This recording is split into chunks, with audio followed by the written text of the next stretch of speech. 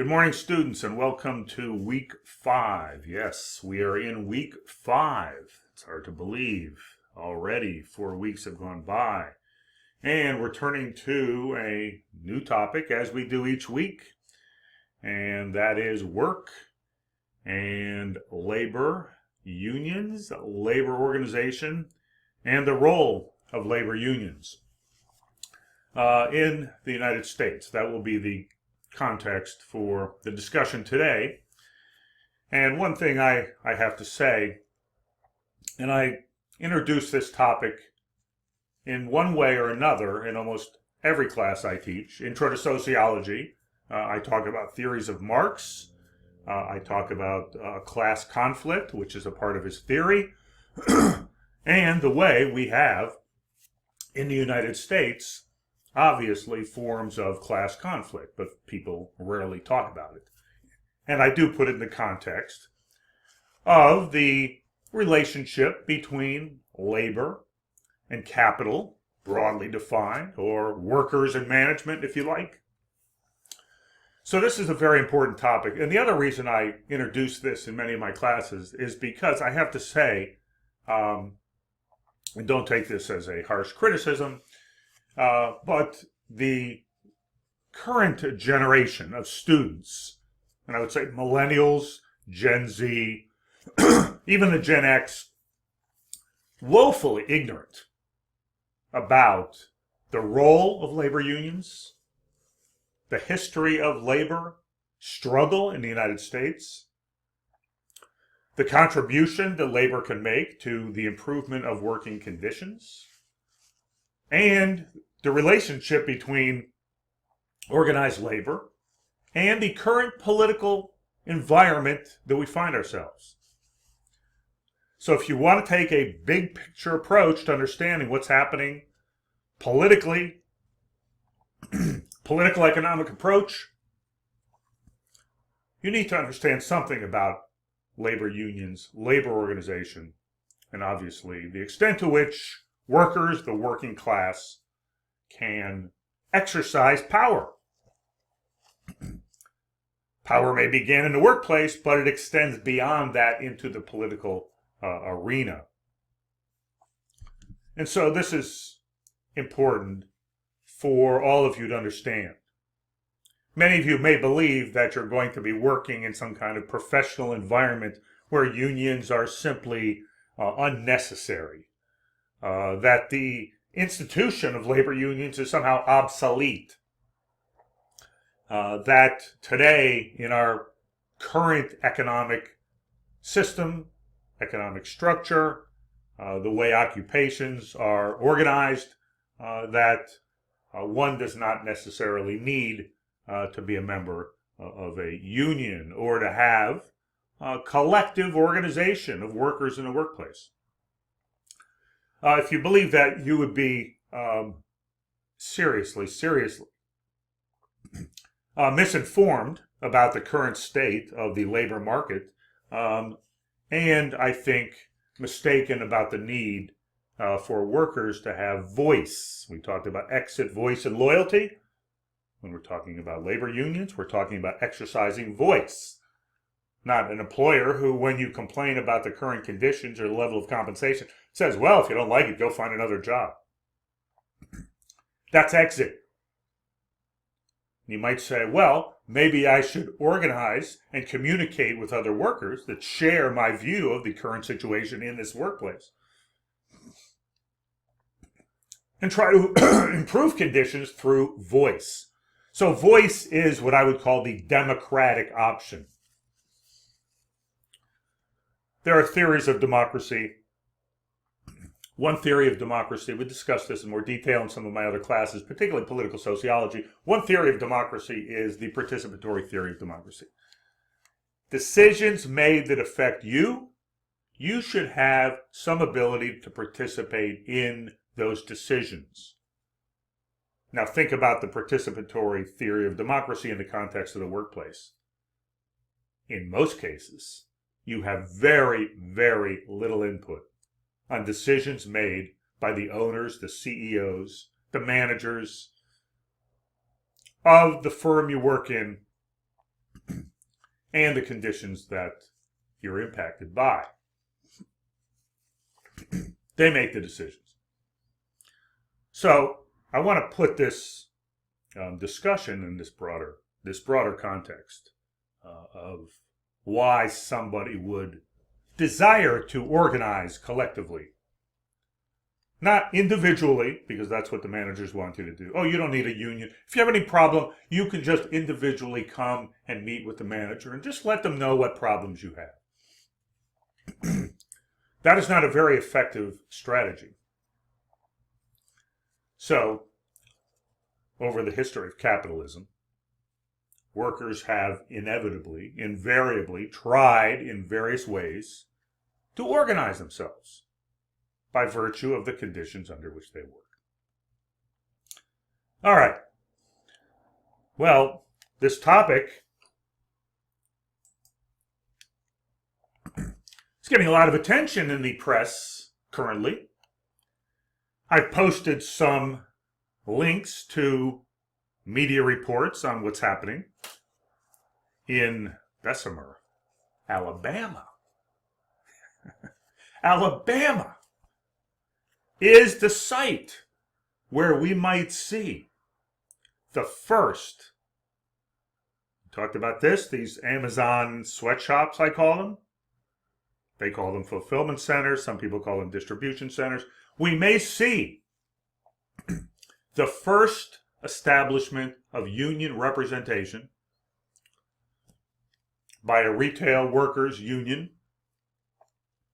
in an Amazon fulfillment center or sweatshop. So this has gotten a great deal of attention. I have some of the headlines here. For Amazon in Alabama, warehouse union vote would shake up history. Alabama could be home to Amazon's first unionized warehouse in the United States. One might not have expected this to take place in Alabama if you just think about a regional political climate. The South has historically been unreceptive and aggressively hostile to unions. Here we are seeing history being made in Alabama. I think this is outside of Birmingham, I believe. Most of these fulfillment centers are placed close to large population centers so that you can get all the crap you want within 24 hours. So this is going to be very interesting. And there was a big debate, some contention about how and this is always the case. You'll see this as we go through this slide. How are the workers going to be able to vote? And of course, Amazon wants them to show up in person to vote in the facility where they're going to be obviously under surveillance. So these are tactics, and if you're a capitalist or you own Amazon, obviously you don't want a union. It's perfectly rational not to want one as a capitalist. As a worker, it's quite rational to actually want a union representing you. So there's all this back and forth about procedures. This always happens. And over the last 20 or 30 years, owners, businesses have been very, very effective at discouraging unionization efforts. All right, so a lot of these things we're going to go back to.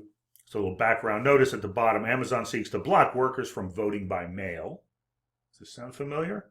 Voting by mail? They don't want you to vote by mail. Remember, we had this big debate in the 2020 election, right? Republicans didn't want people to vote by mail.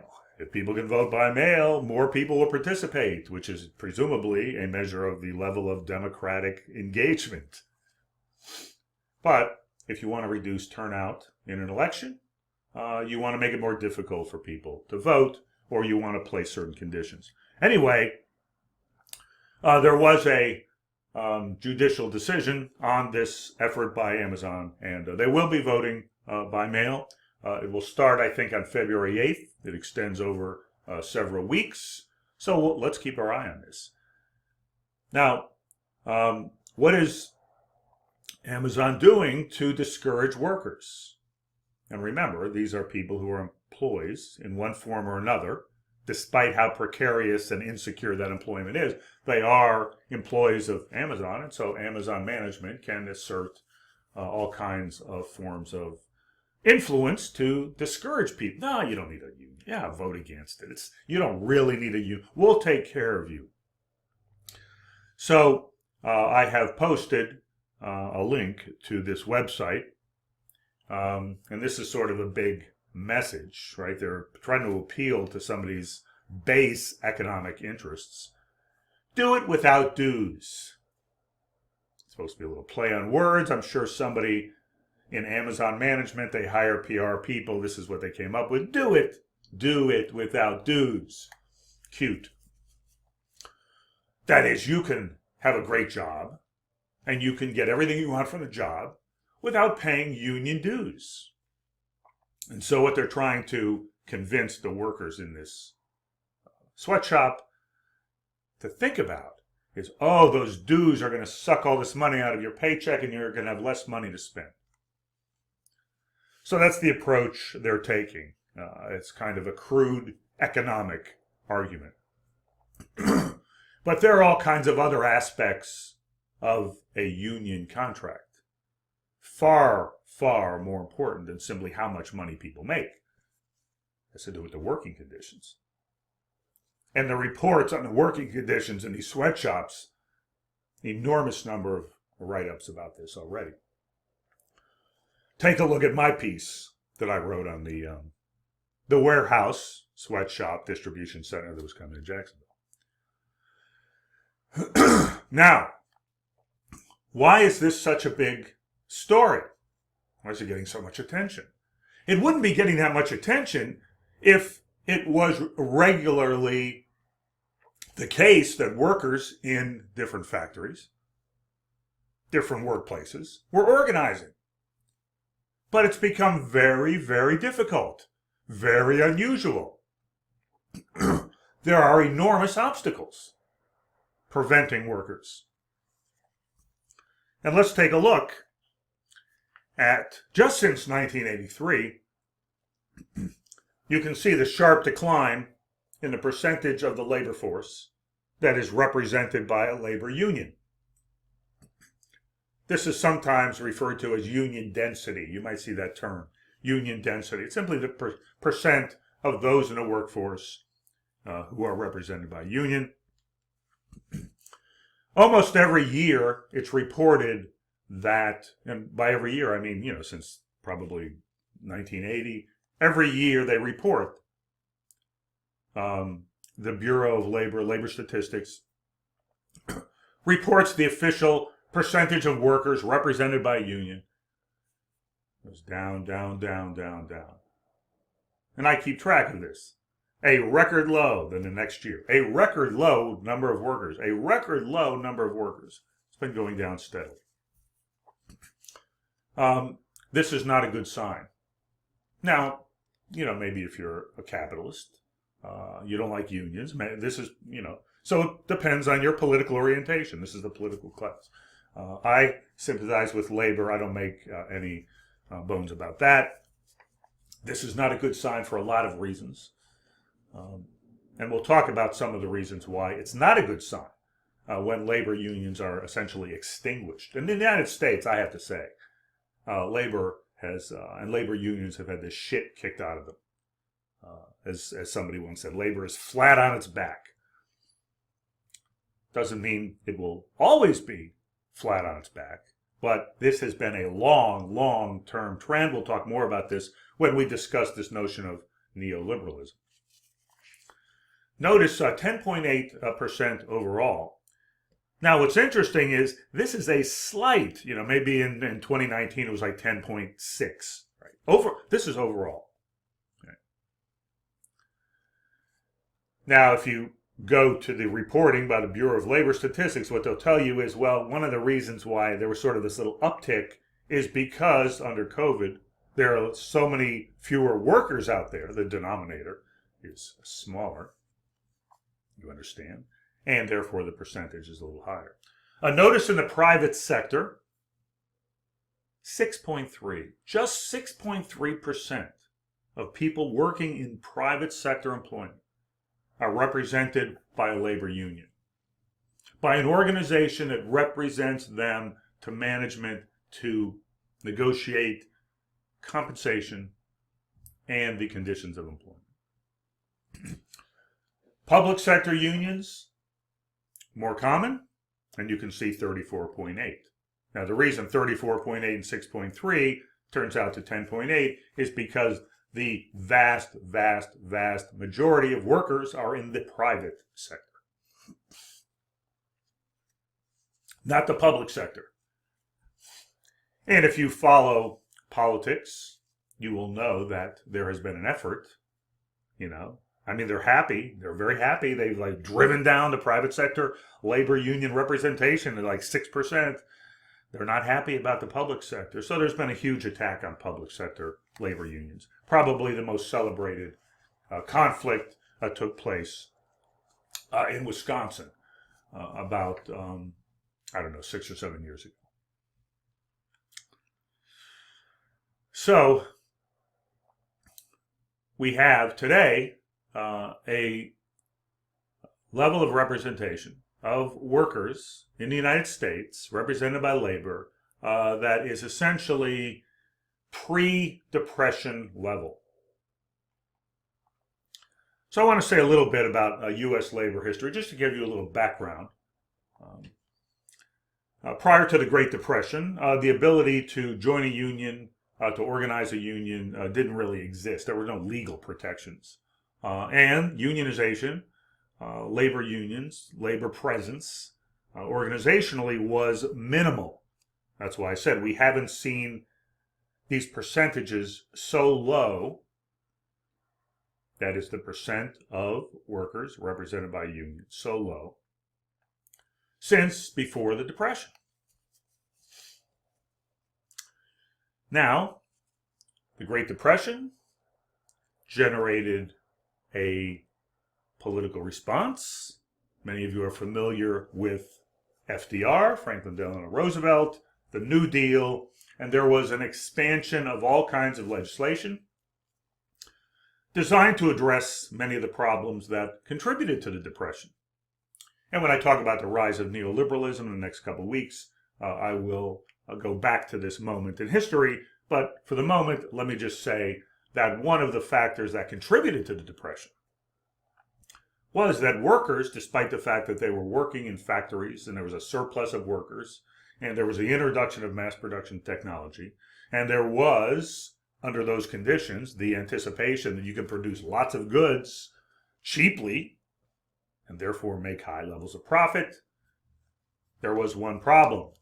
The workers were not paid a sufficient amount of money to buy all the stuff that was being produced. You had a huge economic crisis, the Great Depression. There's a lot of factors that contributed to that. One theory is something called underconsumption, and that is that the ability of the capitalist system at that time to create sufficient amount of demand by humans to purchase what was being produced was insufficient because workers were paid very low. Huge immigrant workforce, large surplus, no labor organization, very low wages, long hours. So part of the New Deal, okay, and lots of people are talking about the New Deal today because we are in a comparable kind of crisis. And the question is, will this new administration put in place what many people believe is necessary, which is something comparable to New Deal legislation? And this will not be easy to do, and if you follow politics, this will be the battle in Congress. In any case, FDR proposed all kinds of legislation. There were two major pieces of legislation that pertained to the ability of workers to organize. One was the National Industrial Recovery Act in 1933, and then that was followed by the most important single piece of legislation in labor history in the United States, National Labor Relations Act, also known as the Wagner Act. I think it was Senator Wagner from New York. Now, right after the National Industrial Recovery Act was put into place, there was an upsurge in strike activity. Workers had a little more confidence. There were some provisions that allowed them to engage in certain kinds of workplace actions. And during that period, you also had enormous amounts of conflict. So one of the things that students don't realize is the long, long history of conflict between labor and management in the United States turned violent and turned bloody as owners did everything they could to prevent workers from going on strike, from organizing a union, and that meant hiring police, hiring thugs, hiring goon squads to beat the crap out of people who were threatening to organize workers. I'll return to that strategy and what's replaced it. Bloody Thursday is the name of one particularly bloody event. This was the longshore workers in San Francisco, and it turned into a police violence situation, and there were several people murdered by the police during this strike. There are many other instances of this. So what I'm saying is in 1934, just at the beginning, when workers were beginning to feel that they had a little bit of rights to organize, it was contested.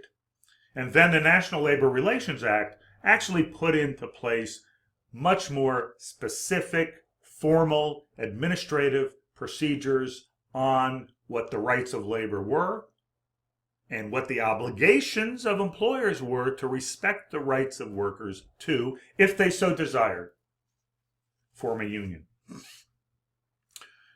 You probably heard of the AFL-CIO, or in many cases you probably haven't, because again, you have been indoctrinated to believe that unions are obsolete, they're not needed anymore, and there's no reason to talk about labor history. But if if that sounds familiar, the American Federation of Labor, the AFL, and CIO, the Congress of Industrial Organizations.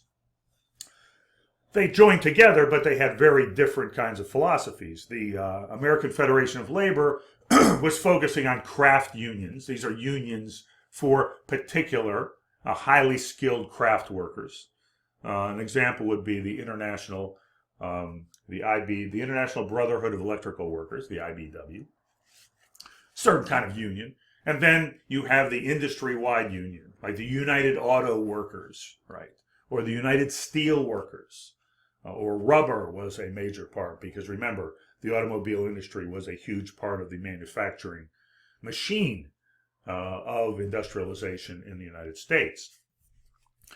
In the early stages, there were what are called sit-down strikes. This was a strategy that workers used. One reason they did sit-down strikes is because if they went out on strike, if they walked out, they would be replaced by scabs. That's the term used to describe somebody who comes in to take the place of a worker who is on strike. A lot of the conflict and violence occurs between the workers standing outside a plant, striking for higher wages, and the scabs walking in to take their jobs or to replace them permanently, maybe temporarily.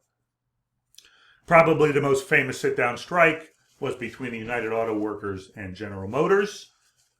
The Flint strike, or sit-in, it lasted several weeks, maybe longer. I can't remember all the details, but the UAW actually won that contest.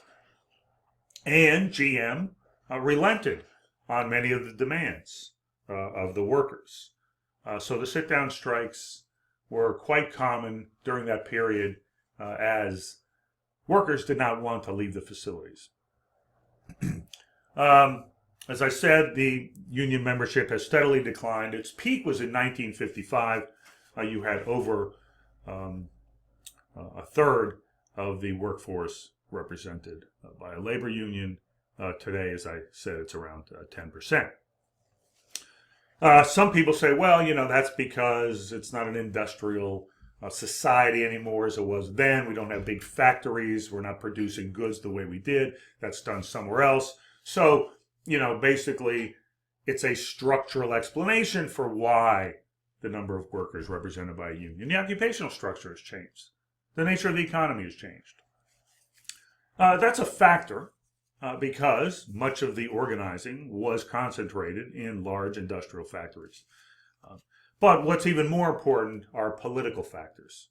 And this is critical to understand why we have such low level of unionization in the United States. It's due to political factors and a combination of a decline in worker militancy, which was really intense in the early part of the 20th century.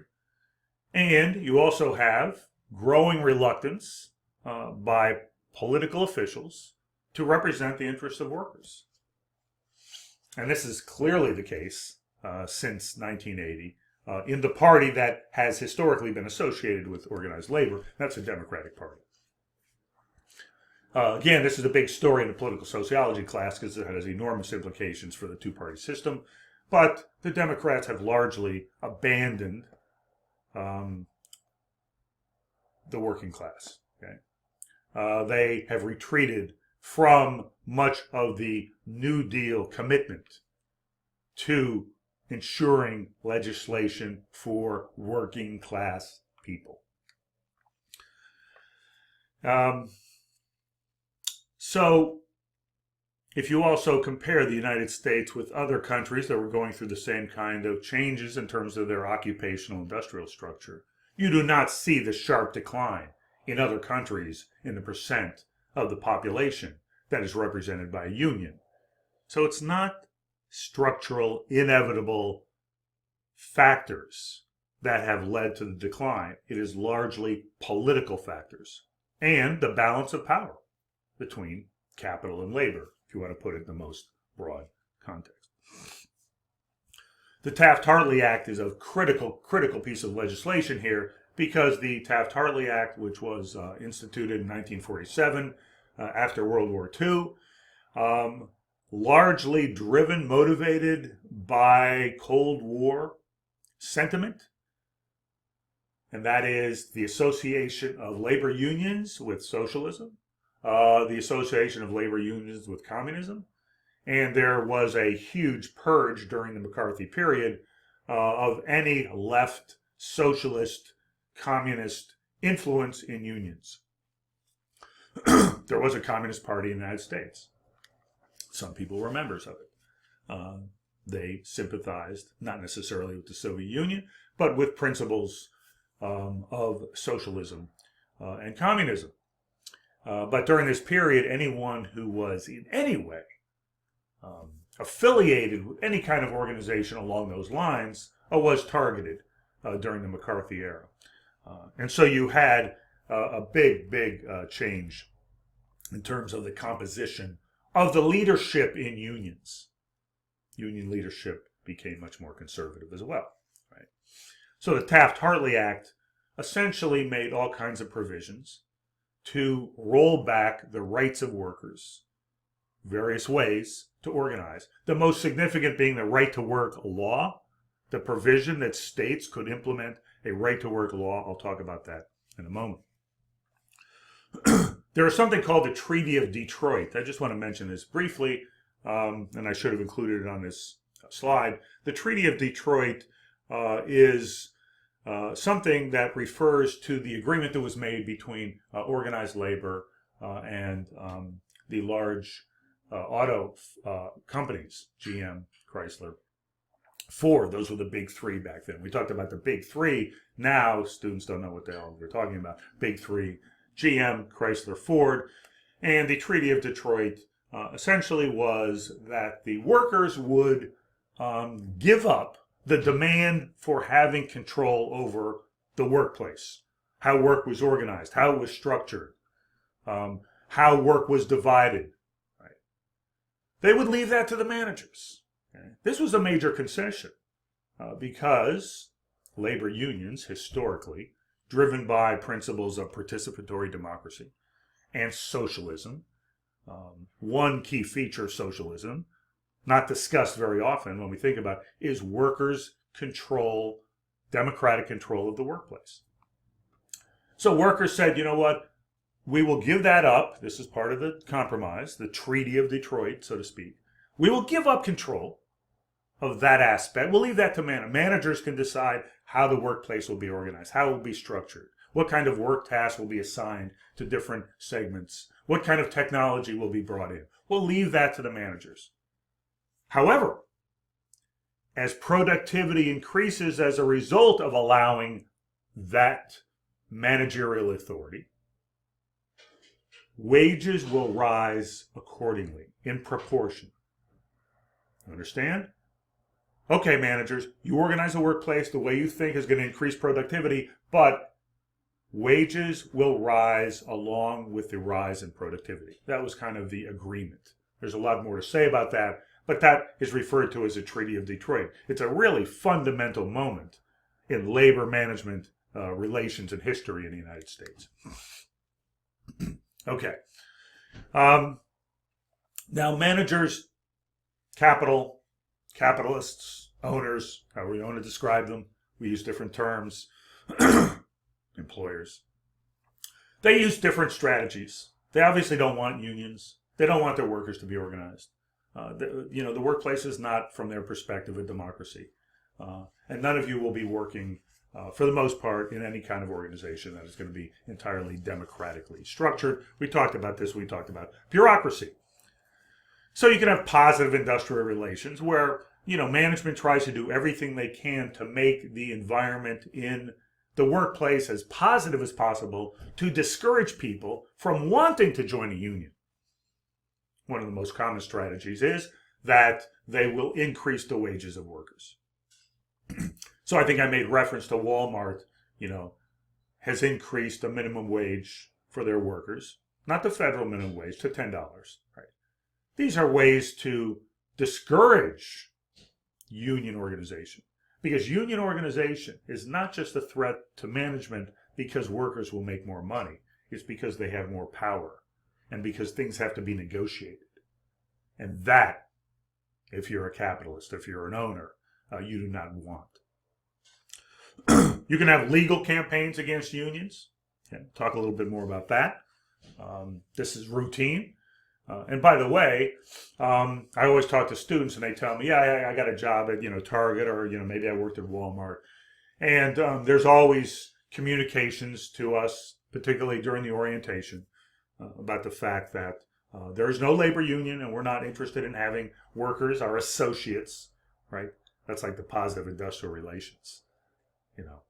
You're not an employee, you're not a worker, you're an associate, right? There's all kinds of subtle ways to get people to think they have more power and authority and influence than they do. These are all management techniques. So legal campaigns is, to essentially do whatever you can to communicate to workers legally that you don't want them to join a union. Here's some information why it's a bad idea.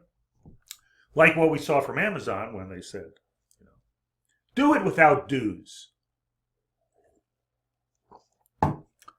Of course, the National Labor Relations Act has certain legal requirements, and employers routinely, and by the way, this is documented, and I think I have a link to one of the major reports about this, they routinely circumvent, violate labor law. The most egregious is anybody who they think is trying to organize a union in the workplace will be fired. And then they'll say, well, their performance wasn't really it, if somebody actually challenges it. Another method that's been used repeatedly over the last 30 to 40 years is essentially threatening the workers. If you vote for a union, we're going to close the plant and move it somewhere else where there isn't a union. And that's a threat, but it's also something, because there are places where workers have had elections, they didn't vote for the union. The plant moved anyway because it was more profitable ultimately to produce goods in Mexico or China or Indonesia or Vietnam or some other country. So the threat of capital mobility is always hanging over the heads of workers in those industries where work can be moved. If you think about the longshore workers, right? And you think about the workers that work in the fulfillment center sweatshops. There's some jobs that can't just be shipped overseas, right? That provides something of a little bit of bargaining power for those workers. The longshore workers, obviously, they have to be working, at the terminals on the coast. They can't be shipped off to another, right? So the longshore workers have an enormous amount of power. And they also have power because they are in a strategic position. We'll talk more about that, the strategic power of workers. All right. So neoliberalism, again, we'll talk more about this political economic arrangement. But from about 1980 to the present, we've had basically what I would call asymmetric class war. The capitalist class against the working class, and the working class increasingly weak and unable to mount any kind of challenge to neoliberal policies. And a key feature of neoliberal policy, this is a quote by David Harvey. I think his name is cut off at the bottom. He's written all kinds of things about neoliberalism, the American political economic system. Right? So I want to put all this in the context of the larger political environment. You can't separate what's happening in the workplace, what's happening to workers, what's happening in the unions without connecting it to the political economic arrangements we have. I mentioned that lots of countries have gone through similar kinds of structural economic, occupational, structural changes within their economies over the years. But they haven't all necessarily experienced the same sharp decline in the percent of the labor force that works that is represented by a union. And you can see that the United States, compared to just about any country that you think you would want to compare the United States to, right, has lowest level of unionization. So if you are social scientists and you say there's variation across countries in the level of the percent of the workforce that's represented by a union, what would explain that variation across those countries? Well, somebody might say, well, workers in the United States have it so good they don't want a union. That would be one faulty interpretation, fallacious interpretation. But nonetheless, people have argued that, well, they just have it so good they don't need a union. But it has to do with the political economic arrangements in the United States. And, you can just extend that to all other various areas of what we might call social democracy in the United States. The United States, among advanced industrial societies, as we call them, the least social democratic, the most conservative, the most power of the right to institute policies that promote their interests, not necessarily the interests of workers. And you can see, there's all kinds of analyses. I'm just throwing a couple of these up. OECD is the Organization of Economic Cooperation and Development. If you're interested in comparing the United States with other countries, you want to go to the OECD website, massive amounts of data, and you will see, where the United States stands in relationship to other countries. One thing you'll notice is that we have much higher poverty rates than almost all of the other countries. And we also have, not coincidentally, one of the lowest levels of collective bargaining coverage. That means union representation. Just take that as a measure of union representation. So there's a strong relationship. Okay? The greater the level of union representation, the lower level of poverty.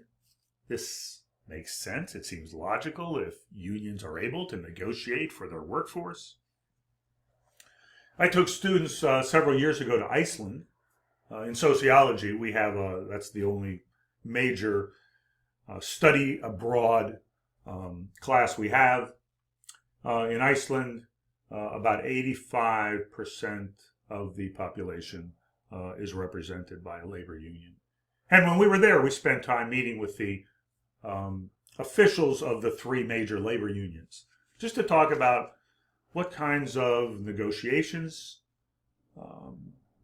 are put in place between workers and management, what kind of benefits, what are the points of contention, what are the areas that there's agreement on. Universal health care is provided in many of these countries. One of the things we learned in Iceland is, yeah, the right-wing parties have no objection to universal health care. What they call their right-wing parties. Of course, their right-wing parties are not necessarily the same as our right-wing parties. And of course, we have a long history that's much different. All right, what do unions do? Well, as I said, they negotiate for the workforce collectively. That's why it's called a collective bargaining agreement, CBA. We have a CBA at the University of North Florida for the faculty. The faculty at the University of North Florida is unionized. Talk a little more about that. So when we think about class conflict, right, we often think about, battles between management and labor on the streets, or pitchforks, or, the kind of class conflict that leads to revolutionary change. And, some people say, well, Marx, isn't really relevant. Marxist analysis isn't relevant to capitalism in the United States because we don't see lots of class conflict.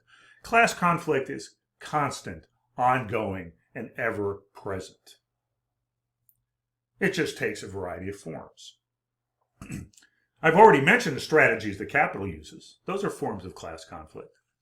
Any effort to try to weaken, undermine the power of labor is a form of class conflict. We call this institutionalized class conflict, right?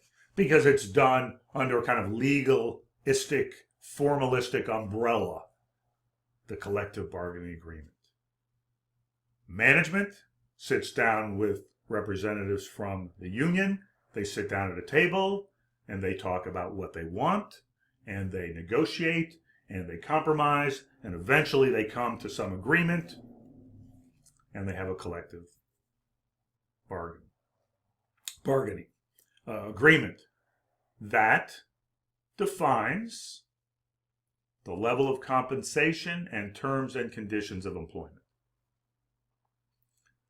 This, from my view, is a form of democratic workplace politics. But it is very, very unusual in the United States, as you saw, with the low percentage. So here we have labor and management. I'm not sure which individual signing is labor and which is management. I always ask students, which one do you think is labor? Which do you think is management? Can you tell just by the way they're dressed, their demeanor? It's hard to say because we now have what's called business unionism, which, where unions sort of operate as a business. This hasn't necessarily been a great thing. And there's a lot of tension within unions over these issues. But anyway, there they are, signing the collective bargaining agreement. They've come to some agreement. All right, there was this book article written many years ago, but I love the title, From Brass Knuckles to Briefcases. What does that mean, from brass knuckles to briefcases? Well, what are the strategies that employers, capitalists, use to prevent unions from forming in their workplace? Well, at one time, if there was activity, agitation, by militant workers trying to stir up support for a union, you'd call out the goon squad, the company thugs, who would, what brass knuckles are, just beat the shit out of these people. And this wasn't that unusual. So those workers would be met with violence. And that would be a fairly good way to discourage people from thinking, talking, trying, attempting to form a union. There are laws against that. You may be surprised to hear. And so now we have National Labor Relations Act, and there are other methods that they can use, employers can use to prevent the formation of a union in the workplace. And one is to hire lawyers. There are law firms, there are several major, prominent, and national law firms that specialize, and you can read this. This is Jackson Lewis, this is one of them.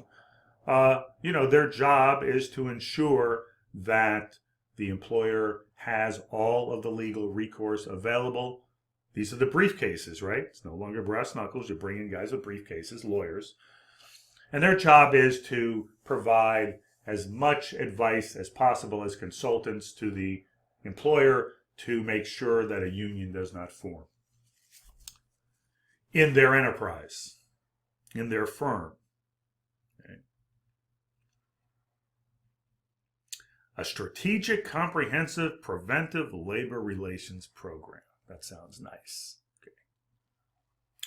Okay. I just call these union busting law firms. That's what I call them. U.S. employers spent $340 million a year busting unions. And the tech industry, which is so closely connected to the Democratic Party, which some people think is a working class. It's not a working class party. It's not a labor party. The tech industry. U.S. employers are charged with violating federal law. I told you this wasn't unusual. In 41.5% of all union election campaigns, they engage in some action to prevent the election or to discourage workers or to make it difficult for them to vote or to manipulate them or to intimidate them in ways that minimize the possibility that they will lose these elections. But these are violations. The question is, will the National Labor Relations Board, there is a board, National Labor Relations Board, NLRB, right? Those people on that board are appointed by presidents, and they have, like many other people, opinions about unions, and often the people on the National Labor Relations Board come from business, and they decide not necessarily to enforce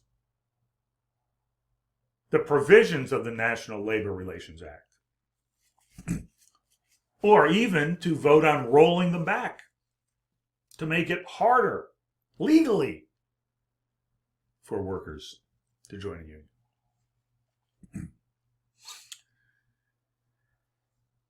You can look at the relationship between the percent of the labor force represented by a labor union and almost any other economic measure of the economic quality of life of workers, and there's a direct correlation. Here you see middle class share of income. This is income distribution. What share of the income that's generated goes to the middle class? We always talk about the U.S. as a middle class society. And you can see that share has gone down exactly in tandem with the percent of the workforce that is unionized. Here's another one. Let's see if I can move this a little bit down. Okay, you got that? All right. So one thing I often ask students when I show them these graphs is, what hypothesis is confirmed? What hypothesis is confirmed?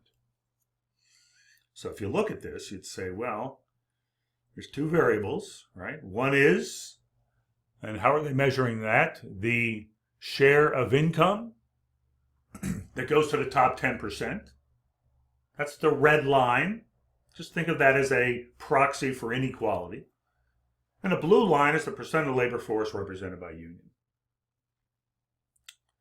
Back early stages, 1900s, we see low levels of unionization, high levels of inequality.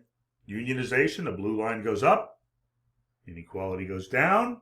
We have that period the glory years of American capitalism, 1945 to about the 1970s, 1980. And then you see the divergence. We'll talk more about what happened in 1980. Why is there this divergence? This goes back to the whole question of neoliberalism. So what you would say is the greater the percent of the workforce that is represented by a union, the lower the level of inequality. That is the hypothesis that is confirmed by this graph. Countervailing power is how we describe the role of labor. John Kenneth Galbraith was a well-known, probably one of the most prominent liberal, democratic economists in the country back in the 50s and the 60s. And he said capitalism tends to trend toward, inevitably, high levels of inequality, except if there is some level of what he called countervailing power. Some organized, some organized body, entity that exercises power in opposition to the capitalists. Otherwise, the capitalists will get everything they want, and you'll have increasing levels of inequality because they will hoard as much of the profits, as much of the income, as much of the wealth. Countervailing power was a term he used. It's a very, very important concept. What did he mean by that? What was he referring to? Well, if you read his work, what he said was, thank goodness you have some countervailing power that resides in organized labor. Because if you don't have countervailing power, capital gets everything it wants, and inequality will increase. And in fact, that is what has happened. If you're a member of a union, you have higher wages. There's no question about it. You also have more benefits. I have some other tables about this.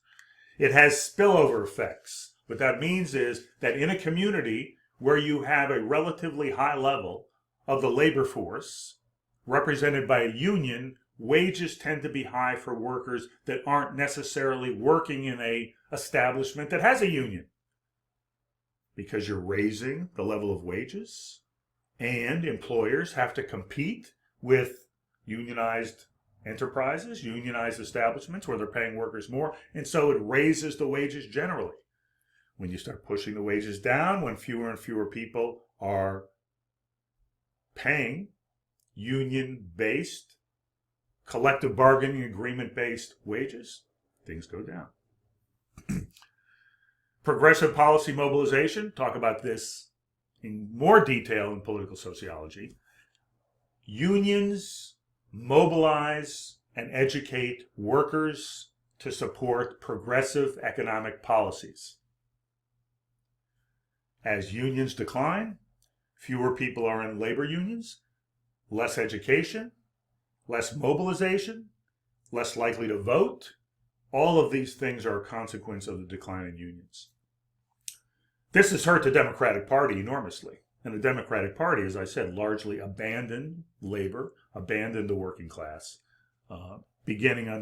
primarily beginning under Clinton. That has pretty much continued. It's sort of a professional class party. And it has had enormously negative consequences for the ability to win elections. Now, we don't have a Labor Party, right? So there is no Labor Party here in the United States. Okay, I've got to touch this. All right. I'm going to put the slides up. You can click on this image, and there's a little narration of what this diagram represents. It's worth listening to. I've described it briefly, but the narration with that video demonstration is very nice. Okay, so there's been lots of studies done, and I think you're reading an article by Western and Rosenfeld. Lots of analyses, highly technical, statistical, quantitative analyses, looking at what impact the decline in unionization has had on the growing level of inequality in the United States. By the way, we have today the highest level of income and wealth inequality in our history. and unions have been, as I said, had the shit kicked out of them. I think there's a correlation between those things. And this is all well established in almost all of the empirical studies. That's not the only factor, but it is as we like to say in the statistical analysis area, it is a statistically significant predictor. Here are the states, right? The greater the union membership, the greater the per capita income. These things shouldn't be a surprise. If you understand what a collective bargaining agreement does for workers, you understand it's going to impact their wages, their salaries, their economic security, which is very important because that's become a major, major challenge for workers today in the United States, having any level of economic security where they, any likelihood, that they can retain their job under difficult conditions. The employer can fire people at any time, no level of economic insecurity. Also, the conditions, are the conditions safe? We have Occupational Safety and Health Administration, OSHA, right?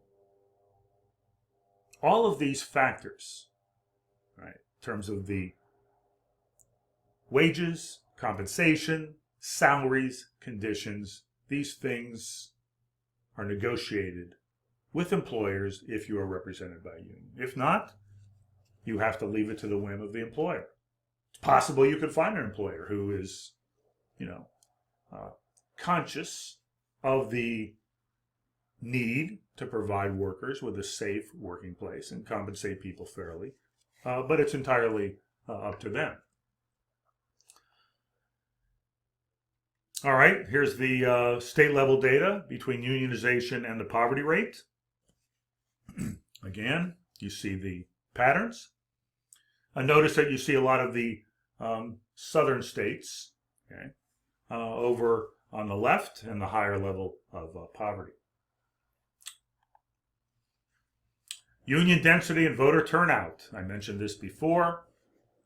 There's a very strong correlation between the participation of workers and their level of unionization, because if you're a member of a union, you're mobilized, you're educated, you develop, to go back to Western and Rosenfeld, norms of equity.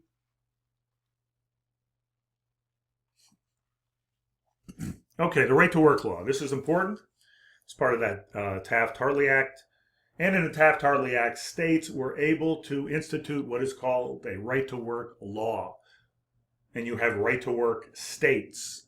Florida is a right to work state. It has been a right to work state for a long time.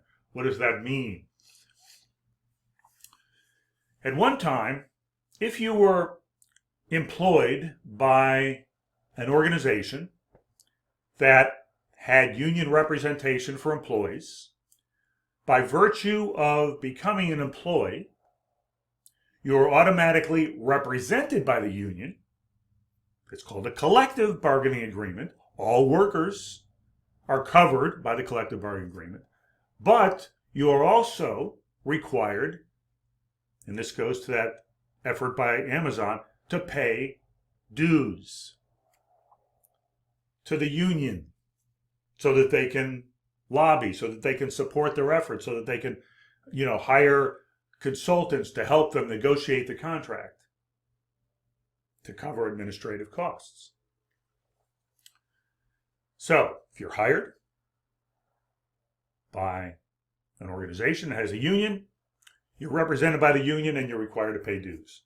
The right to work law says you don't have to pay dues. You have the option. You can opt out.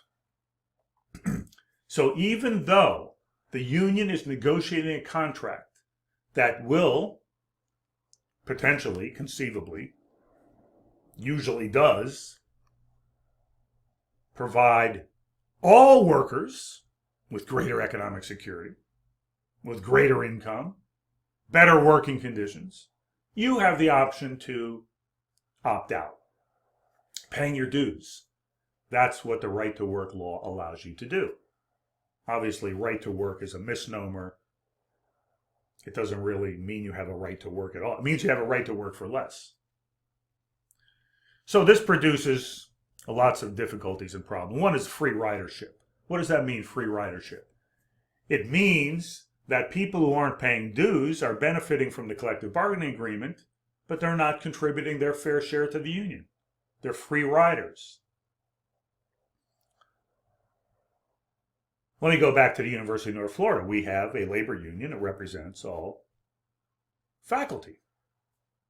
But not all faculty are required to pay dues. And a large percentage of the faculty don't. They are free riders. I have other terms to describe them. I won't use those terms. These are my friends. These are my colleagues. I'm talking about the faculty generally, right? But they've opted out. They don't have to, and they don't. But they benefit from the collective bargaining agreement that is hammered out by the United Faculty of Florida, the UFF. That's the union. So what's the effect of having a right-to-work law in a state? It makes organizing, supporting, sustaining, financing unions much more difficult, which means there's a strong correlation between having a right-to-work law and having a much lower percentage of the workforce represented by a union. That is the purpose of the right-to-work law. It's to make it harder and more difficult for unions to survive. And it's worked.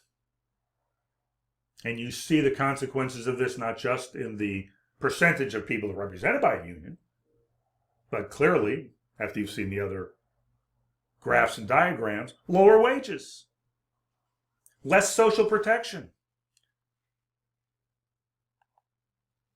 Here are the states with right-to-work laws, 2015. The South has always been a right-to-work region. Long history. Anti-union. That's why you had, during the 70s and 80s, the migration of industry from the Northeast and the Midwest to the Sun Belt. And what do we call the area that was abandoned by the factories and manufacturing? The Rust Belt. And then, of course, we can make a lot of money in the South.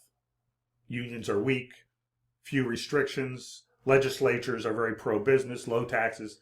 But you know what? We can make even higher profits if we just outsource and offshore to China. All right. What's remarkable here is that since 2015, there have been several. Thought I had another diagram. Maybe I do. We'll see. Several that have been added. Let me see if I have.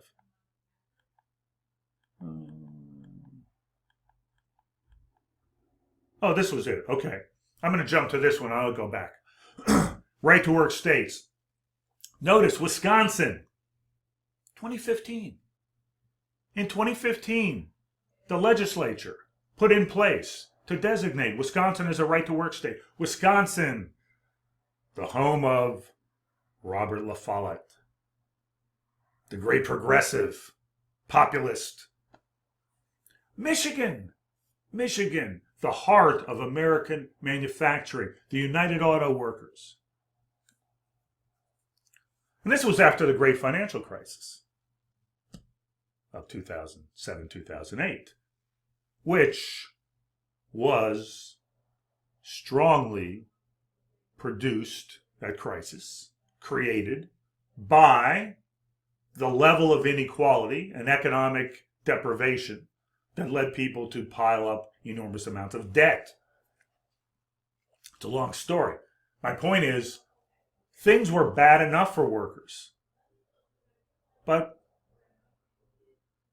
they didn't stop. Let's make it harder in Wisconsin. Let's make it harder in Michigan. Let's make it harder in Indiana. Kentucky, not so surprising. West Virginia, maybe a little less surprising. Although a long history of unionization. United Mine Workers. All right, let me go back. All right. There's something called, an organization called the American Legislative Exchange Council. This is an organization that drafts legislation that they give to state legislators to promote conservative, I would call them reactionary right-wing policies. And one of the, and you can click on this if you want, model right-to-work legislation. So this organization meets, they bring all these state legislators together, largely Republican, not exclusively, but largely Republicans, and they educate them on how they can put in place bills in the state. The American Legislative Exchange Council is funded by major corporate money that wants any kind of progressive legislation to be rolled back, legislation that benefits business to be expanded, right? And they realize that the federal government, there's so much gridlock, etc. Let's focus on the states. They're smart, they're wise. You've got Republican-dominated legislatures, and they put in place all kinds of laws. And you see what happened in Wisconsin, you see what happened in Michigan, you see what happened in Indiana, etc. Increasingly right-to-work state. And this is always said, if we had a right-to-work state, we'd get more investment in the state because unions would be weaker and the business climate would be better, etc., etc. So, there's all kinds of rationale for this. It hurts workers. We know that. So, you can just hand somebody and say, the American Legislative Exchange Council gives us, here is the legislation you will introduce.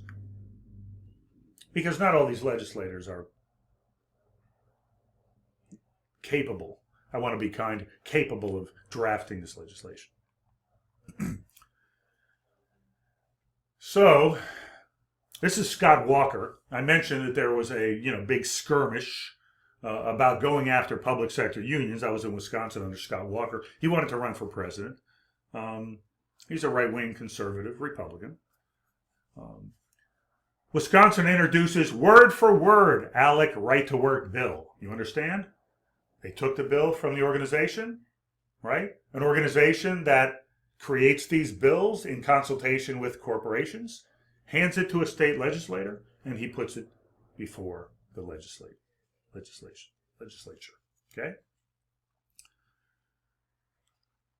Not what I would call a democratic process. He was embarrassed, I think it was in Wisconsin, because they forgot to remove the header that said American Legislative Exchange Council. So later people said, well, where did you draft? Yeah, I drafted that. Well, how come the header says, and then people went back and saw, word for word. Yeah, check out ALEC. There's been a lot of research on ALEC. Right to work is coming to the public sector, right? And people have argued that we need social movement unionism, something I'll talk about. Janus versus Ask Me. What's Ask Me? The American Federation of State, County, and Municipal Employees.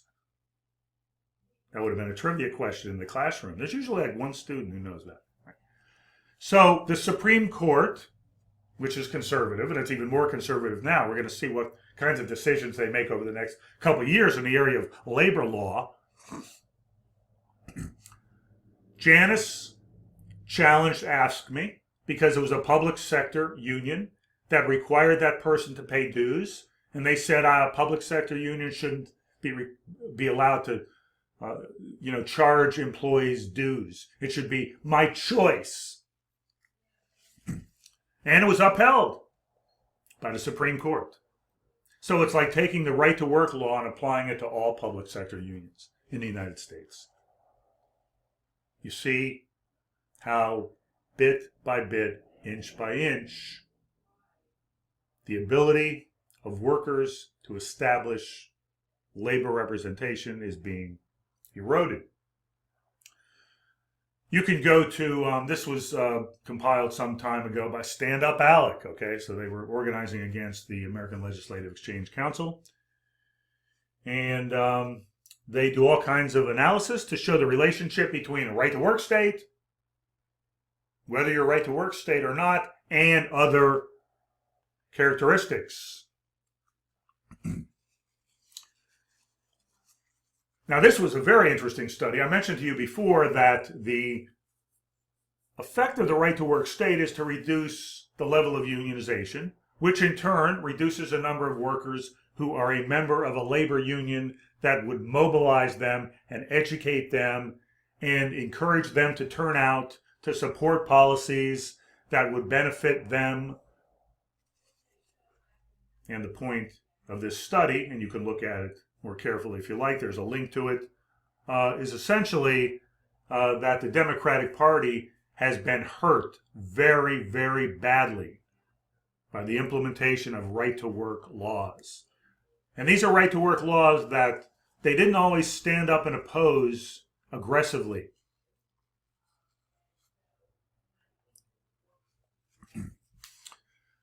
We also know the right to work. If you have a right to work state, the likelihood is that the conditions of employment as it pertains to occupational health and safety are also compromised. The local average treatment effect of a 1% decline in unionization attributable to the right to work is about 5% increase in the rate of occupational fatalities. In total, right to work laws have led to 14.2% increase in occupational mortality through decreased unionization. Talked about that. I'll go through these quickly. This is becoming a long lecture. Strong feelings about this, as you can tell. I am not entirely dispassionate about these topics. States with higher unionization have stronger social safety nets. Again, as I said, the spillover effects, because lots of people say, well, if you have a union, you make more money. If that was only the impact of unions, there would be far less effort to prevent them from forming and expanding. The opposition to unions is driven by the knowledge and the awareness that the existence of labor unions has broad political consequences. Health insurance coverage, I'm going to go through these quickly. You can spend time on them. Voter turnout, as I said. The Trump administration, now, you know, when Trump ran for office in 2016, and this was the big story, right? You had all these working class people in these critical swing states, Pennsylvania, Wisconsin, Michigan, because he spoke to them. He was very, very shrewd, very wise, noting that the experiences that they have suffered from the closing of factories and businesses in all these communities, the Rust Belt, is due to these trade pacts that Democrats have signed, NAFTA, North American Free Trade Agreement, and others. But of course, that's the rhetoric, which was effective. He was talking about some significant factors that indeed did hurt the working class. But once he got in power, we sometimes call this Pluto-populism, right? You speak like a populist. We're going to go after those employers and those corporations that took your jobs away. That's the populist, which I like, actually. I like that kind of populism. But Trump engaged in what we call Pluto-populism, because ultimately that was the rhetoric. What kind of policies was he actually putting in place while everyone was distracted by the idiotic, asinine things he was saying every day? He was putting in policies that were rolling back the ability of workers to make more money, to organize, to have rights as workers. So you have a link to this in Canvas. Unprecedented. National Labor Relations Board, I mentioned that before. He put people on that board, and they did the work for, as Bernie would describe, the billionaire class. If you don't like capitalist class, say the billionaire class. And these are all kinds of headlines that were coming out during this period. Anti-worker agenda, rollbacks, attack on Americans' wallets, rollback of worker protection rules, Many workers have no clue about these kinds of policies and the consequences of the policies that were put in place during the Trump administration. And the problem is I'm not going to go into the party system is we could spend time on the problems there. Because the Democrats weren't exactly offering a pro-working class labor agenda to dissuade those workers from supporting Trump. It's more ringing the alarm at the NLRB on labor. This is one of the websites that I think some of you go to. This is about who is appointed. And I believe that when Biden came into office, he did fire the head of the National Labor Relations Board that was putting in place these policies. We talked about the minimum wage. I'm going to skip over this because this lecture is getting long. Here's a cumulative cycle. I like to point out what we're facing here. I don't know if my screen is in the way. Let me see if I can move it down here. You can see that. Okay. All right. So you can start at the top left. You have declining unionization. This is directly related to the demobilization of workers. Workers less educated, less energized politically, less mobilized, less likely to vote, less likely to turn out, less likely to participate in politics.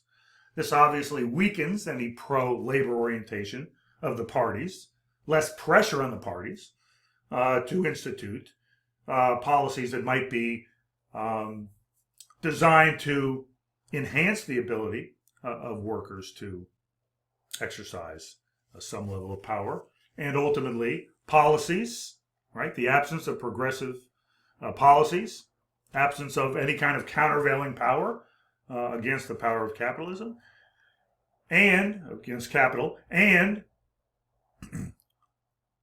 as the National Labor Relations Board, because there's no countervailing power, they put in place more policies that weaken the likelihood of unionization even more, declining unionization, further declining unionization, less worker mobilization. You understand this is the cycle that we're in.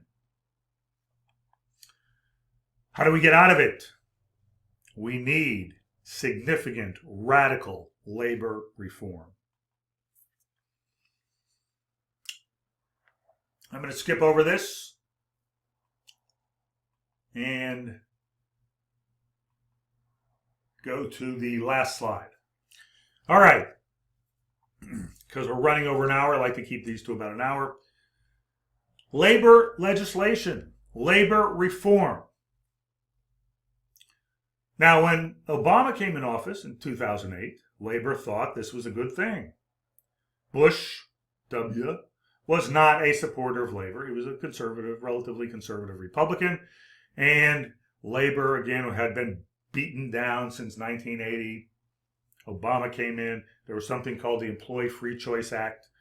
And they were hoping, and Obama had made reference to it in his campaign before he was elected, that he would support the Employee Free Choice Act. He got in office and he did, I'm just going to make a sweeping statement, he did virtually nothing for labor and labor unions during his 8 years. And that created enormous amounts of disappointment. It also created enormous amounts of cynicism. The cynicism that exists about the two-party system has to be attributed to a large extent to the Obama years, where people had certain expectations about what would happen. Maybe this led some people to say, screw it, I'm voting for some crazy person who's totally outside the two-party framework. Trump, who knows? All right, well, that didn't happen. Well, now we have Biden running for office, won the election, and has put in his website and promoted what's called the PRO Act. And this is designed to transform the labor landscape. And there's lots of provisions that could be put in place and included as part of the National Labor Relations Act. And I'm just listing a few of these here that would strengthen the bargaining power of workers and enhance the likelihood that they would have greater economic security, employment security, higher wages. You can see it pertains to overriding some of the right to work laws that are in place, expanding the liability of joint employers. We'll talk more about that when we talk about the fissured workplace and the extent, what employer is actually responsible for the employees when something is outsourced. We have people who are defined as independent contractors. So none of the requirements associated with the National Labor Relations Act apply to them because they're presumably not employees. They're independent contractors, even though every aspect of their job is determined by a single corporate entity. So I want to end on this note because we need to keep our eye on this over the next month or so. Are we going to see the same thing we saw under Obama, where there was rhetoric and there was signaling that the Democratic candidate, if elected, would support labor reform? Or will Biden back off of this? It's not going to be easy to pass this kind of legislation. And this gets us to the whole congressional problem with the filibuster and having a majority, etc. The Republican Party will oppose almost all of these provisions, as you would expect them to. Okay, I'm going to stop there. Hopefully you will take a look at the articles, and thanks for your indulgence. I will see you next week.